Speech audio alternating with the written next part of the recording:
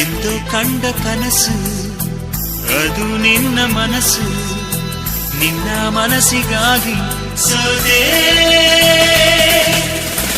ನಿನ್ನ ಒಂದು ಸ್ಪರ್ಶ